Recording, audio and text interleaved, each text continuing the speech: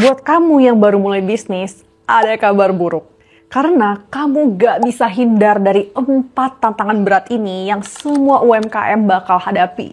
Dan bisa bikin bisnis tutup. Tapi kabar baiknya, semua tantangan ada solusinya. Penasaran? Let's go!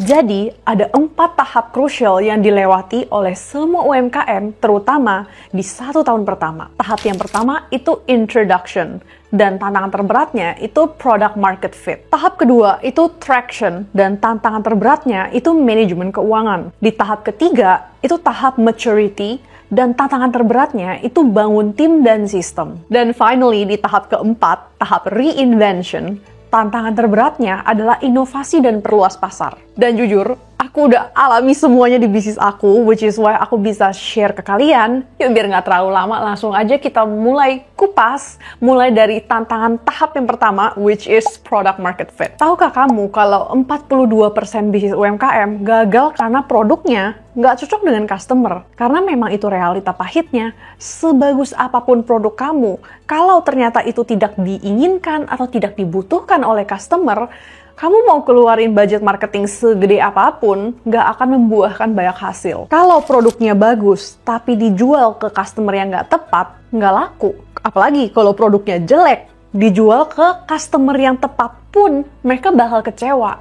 Which is why produknya udah harus bagus, dan dijual ke customer yang tepat, baru mantap. Gimana biar produk kamu bisa bagus? Ya, of course, produk kamu harus ada keunikan.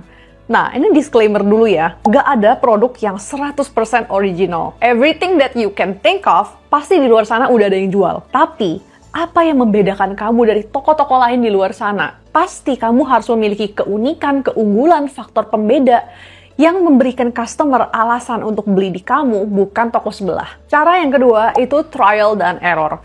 Mumpun nih, kamu masih di tahap pengenalan produk kepada pasar gitu ya, rajin-rajin minta feedback dari customer, tanya pendapat mereka, apa yang bisa diperbaiki dari produk kamu.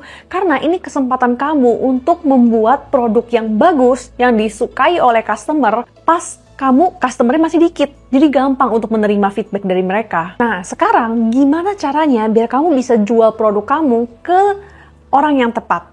Kuncinya, target market yang spesifik.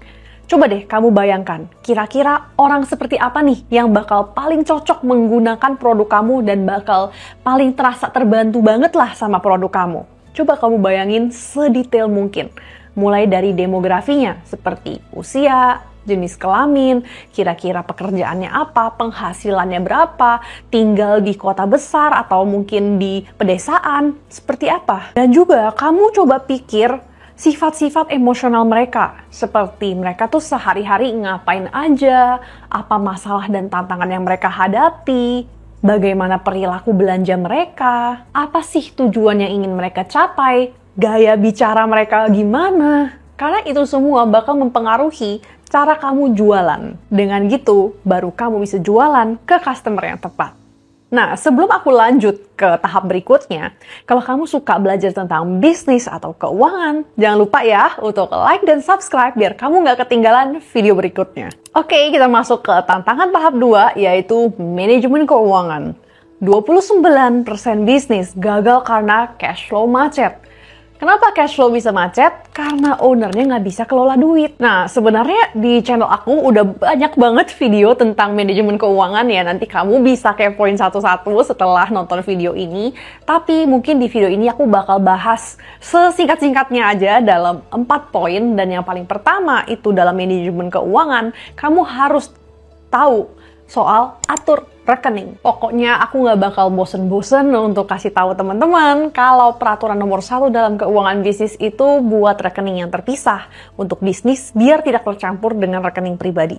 Lebih baik begitu kamu mulai jualan, langsung buka aja rekening baru untuk bisnis. Nggak susah kok, cuman ke bank 10 menit juga jadi gitu. Daripada terlanjur tercampur dan nanti pas kamu mau pisahin, tuh susah banget gitu. Tujuannya biar semua transaksi bisnis masuk ke rekening bisnis dan semua transaksi pribadi masuk ke rekening pribadi. Kedua, itu lakukan pencatatan keuangan. Oke, selama bisnis berjalan, kamu harus rajin catat uang yang masuk dan uang yang keluar dan untuk apa aja dan jumlahnya berapa. Nah, Hampir semua bisnis pemula itu biasanya mereka hanya catat uang keluar masuk dan mereka stop di sini. Padahal ada lanjutannya, yaitu langkah ketiga. Langkah ketiga itu hitung profit dan bikin laporan keuangan. Cara tergampang dan termudah untuk UMKM untuk tahu berapa sih laba bersih usaha mereka itu dengan bikin laporan keuangan yang sederhana atau ya laporan laba rugi kayak gitu. Tampilannya seperti ini, cukup ada sales, HPP, laba kotor, biaya operasional, dan of course laba bersih. Oke, yang keempat itu hitung bagi hasil. Nah, yang namanya profit bisnis itu nggak 100% buat owner semua ya. Karena kalau semua duitnya diambil sama owner, bisnisnya nggak bisa berkembang. Mau berkembang pakai duit apa? Tapi, on the other hand, kalau semua uangnya ditahan oleh bisnis, ya ownernya mau hidup pakai apa gitu kan? Kayak kita realistis gitu ya, biaya hidup kan nggak ditanggung tetangga. Nah, which is why kamu harus tahu kalau ada dua cara bisnis owner dapat duit dari bisnisnya. Yang pertama itu gaji owner. Oke, nah ini tuh jumlah fix gitu ya yang dibayarkan kepada owner dan hanya owner yang bekerja ngurusin bisnisnya yang berhak mendapat. Kalau ada owner yang cuma setor modal dan nggak bantu urusin, berarti dia tidak berhak mendapatkan gaji owner. Yang kedua, itu profit sharing atau dividen. Oke, nah ini tuh sejumlah persentase dari net profit yang dibagikan kepada owner. Dan ini semua owner dapat ya, baik owner yang setor modal doang atau bantu urusin juga. Tapi ingat, seperti yang tadi aku bilang di awal, tidak semua profit dibagikan kepada owner kayak gitu. Misalnya nih, bisnis kamu kebijakannya bagi profit sharing ke owner 20%. Berarti kalau bisnis kamu profit 20 juta, hanya 20% atau sekitar 4 juta yang dibagikan kepada owner. Sisanya ditahan oleh bisnisnya sebagai laba ditahan. Oke, sebelum aku lanjut ke tantangan tahap 3 dan tahap 4, kalau kamu serius mau belajar tentang keuangan untuk bisnis UMKM, seperti cara kelola duit, cara hitung profit, cara bikin laporan keuangan, cara bagi profit, cara hitung harga modal, harga jual, dan lain-lain, pokoknya perintilan keuangan untuk bisnis, kamu bisa cek link di description dan ikut kelas Small Business Finance karena di situ aku udah share semua ilmu keuangan bisnis aku selengkap-lengkapnya. Tantangan tahap ketiga itu bangun tim dan sistem. Pernah denger gak? If you wanna go fast, go alone, but if you wanna go far, go together. Itulah alasannya kamu gak mungkin bisnis selamanya kerjain semuanya sendiri. Kamu pasti butuh tim. Nah, tapi ini nggak berarti kamu sembarangan rekrut karyawan ya. Karena faktanya 23% bisnis gagal karena SDM. Loh kok bisa gitu? Ya banyak alasan sih. Pertama, turnover-nya tinggi, karyawan keluar masuk. Atau kualitas SDM-nya kurang. Atau owner yang nggak bisa mimpin mungkin. Dan bisa juga kamu hire orang yang nggak tepat untuk posisi tersebut. Biar video ini nggak kelamaan, nanti aku bakal kasih link video aku yang bahas tentang cara rekrut karyawan di atas ya. Lanjut. Rekrut karyawan doang itu nggak cukup karena harus berbarengan dengan bangun sistem. Ini tuh aku ngerasain sendiri gitu ya pas aku bangun Elin Studio gitu. Awalnya aku pikir kayak, udahlah bisnis juga masih sepi, masih kecil baru mulai gitu. Ngapain bikin sistem, bikin SOP kayak gitu, jalanin dulu aja gitu. And then, puji Tuhan rame sih, tapi jadinya kewalahan. Baik aku maupun tim aku kewalahan dan juga kayak karena SOP-nya nggak jelas, sistemnya belum ada, jadi banyak banget miskom yang ujung-ujungnya malahan bikin proses dalam bisnis itu jadi makin lama. Ya intinya di situ aku belajar kalau kamu bisnis dan kamu tujuannya itu udah memiliki goals nih, kamu mau suatu hari mau punya tim, ya nggak ada salahnya untuk kamu cicil aja pakai sistem dari awal gitu, mulai dari hal-hal kecil seperti aku tuh pakai project management system. Nah aku pakai Asana kayak gitu, itu tuh gratis dan enak banget, terutama buat kamu yang mungkin bisnisnya itu banyak manage project gitu. Itu sih enak banget dan juga biar semuanya rapi. Kamu suatu hari kalau udah punya tim mau dioper juga gampang trainingnya karena jelas. Kita masuk ke tantangan tahap keempat, yaitu inovasi dan perluas pasar. Serame-ramenya bisnis kamu pasti bakal mencapai di satu titik di mana penjualan mulai nurun.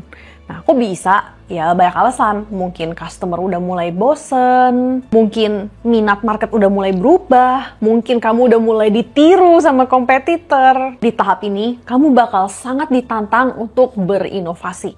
Nah, biasanya ada dua jenis inovasi yang bisa kamu lakukan. Yang pertama itu kamu upgrade produk lama dan sesuaikan dengan perubahan pasar sekarang.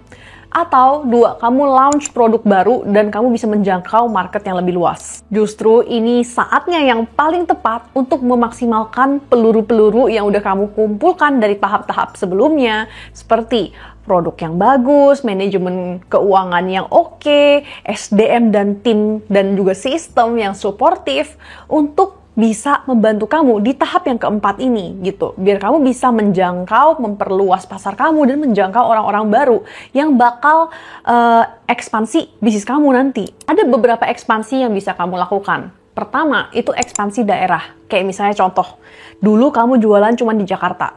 Habis itu sekarang kamu ekspansi ke mungkin Jabodetabek atau Jakarta Bandung atau Jakarta Surabaya. Atau kamu juga bisa melakukan ekspansi target market. Misalnya, dulu kamu tuh produk kecantikan yang hanya jual lipstick.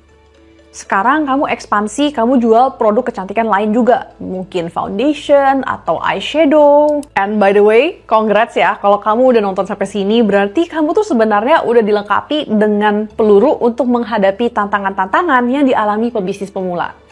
Tapi, ada satu hal yang belum aku bahas, yaitu kompetitor. Kalau kamu mau tahu caranya untuk analisa kompetitor dan bikin strategi biar produk kamu itu unggul dari mereka, lanjut ke videoku yang ini karena aku udah share semuanya di sana. Thanks for watching dan sampai jumpa lagi di videoku yang ini.